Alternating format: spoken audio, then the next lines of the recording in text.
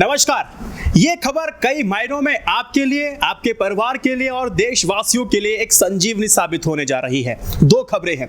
पहली, DRDO की एक ऐसी दवा को आज मंजूरी मिल गई है जिससे कोरोना वायरस का इलाज एक स्तर तक संभव होता जा रहा है और जिन मरीजों को ऑक्सीजन की अधिक समस्या आती थी, इस दवा के लेने से उनमें ऑक्सीजन की जो निर्भरता है वो भी कम हो जाएगी। जो बातें मैं इस वीडियो में कर रहा हूं, लिंक उस रिपोर्ट का दे दूंगा, जाके खुद भी वेरीफाई कर सकते हैं। Drug controller general of India ने कोरोना के इलाज के लिए एक दवा को इमरजेंसी बेसिस पर यूज करने की इमरजेंसी अप्रूवल दिया है, मंजूरी दे दी है। यह दवा DRDO के Institute of Nuclear Medicine and Allied Science और Hyderabad Centre for Cellular and Molecular Biology के साथ मिलकर के तैयार की गई है। इस दवा का नाम क्या है?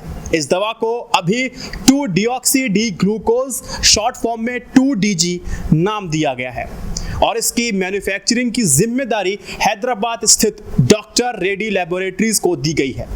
DRDO के वैज्ञानिकों ने अप्रैल 2020 में लैब में इस दवा पर एक्सपेरिमेंट किए थे। अब एक्सपेरिमेंट में यह पता चला था कि यह दवा कोरोना वायरस को रोकने में मदद करती है और साथ ही मरीजों की ऑक्सीजन पर निर्भरता भी कम होती जा रही थी। इस दवा के इस्तेमाल से मरीज की कोरोना रिपोर्ट बाकी मरीजों की तुलना में जल्दी नेगेटिव आ रही थी, यानी वो जल्दी ठीक हो रहे थे। ये दवा आखिर कैसे काम करती है? ये दवा पाउडर के रूप में आती है जिसे पानी में घोल करके लिया जाता है। ये दवा संक्रमित कोशिकाओं में जमा हो जाती है और वायरल सिंथेसिस और एनर्जी प्रोडक्शन कर वायरस को बढ़ने से ये रोकती है। इस दवा की खास बात यह है कि ये वायरस से संक्रमित कोशिकाओं को भी पहचान कर लेती है। ये दवा ऐसे वक्त में बहुत कारगर साबित हो सकती है जब देश भर में हमने कोरोना के मामले तेजी से हमारे और आपके सामने आ रहे हैं। बंगाल में चुनाव प्रचार खत्म करने के बाद केंद्र सरकार अपने हरकत में है। कोरोना के बढ़ते मामले को देखते हुए सरकार ने एक अहम कदम उठाया है। केंद्रीय स्वास्थ्य मंत्रालय ने कोरोना मरीजों को कोविड फैसिलिटी में भर्ती कराने की जो नेशनल पॉलिसी है, जो राष्ट्रीय नीति है, उसमें अहम बदलाव किया है। अब कोविड हेल्थ फैसिलिटी में भर्ती के लिए कोविड पॉजिटिव रिपोर्ट की जरूरत नहीं है। अगर आपके पास कोविड पॉजिटिव रिपोर्ट नहीं है, आप हॉस्पिटल में भर्ती हो सकते हैं। सरकार ने बताया है कि मरीज को ध्यान में रखकर के ये कदम उठाया गया है। इससे कोरोना से संक्रमित लोगों का तुरंत इलाज शुरू हो सकेगा। अभी तक कोविड फैसिलिटी में भर्ती के लिए कोविड पॉजिटिव रिपोर्ट की जरूरत होती थी, जिसकी वजह से मैंने और आपने देखा कई सारे मरीजों ने अपनी जान तक गंवा दी थी। प्रॉपर हॉस्पिटलाइजेशन नहीं मिलने की वजह से किसी भी मरीज को किसी भी स्थिति में सेवाएं देने से इनकार नहीं किया जाएगा।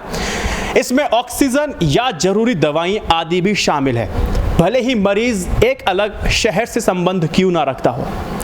किसी भी मरीज को इस आधार पर आप भर्ती करने से मना नहीं कर सकते हैं कि वो एक वैध प्रमाण पत्र, पहचान पत्र को पेश नहीं कर पाया, जो उस शहर से संबंधित ना हो जहां हॉस्पिटल स्थित है।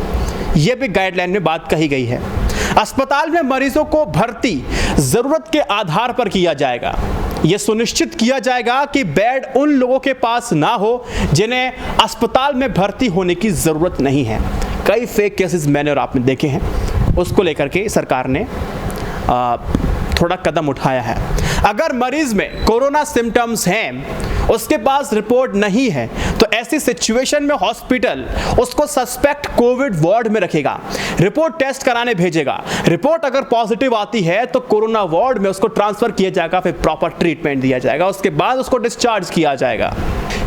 यह अचानक से राष्ट्रीय नीति और नेशनल पॉलिसी कहां से आई? आपको याद होगा, सुप्रीम कोर्ट ने केंद्र सरकार को निर्देश दिया था कि वो अस्पताल में मरीजों की भर्ती करने की एक राष्ट्रीय नीति बनाए। सुप्रीम कोर्ट के इस आदेश के बाद सरकार ने यह फैसला लिया। उम्मीद है आपको ये दोनों खबरें आपके लिए और आपके चाहने वालों के लिए और पूरे देश के लिए महत्वपूर्ण है। इसको 3 व्हाट्सएप ग्रुप में शेयर कीजिएगा और उनसे कहिएगा कि इसको और 3 लोगों तक पहुंचाइए, ताकि जल्द से जल्द सही खबर उन तक पहुंचे, क्योंकि जीवन बहुत बहुमूल्य है।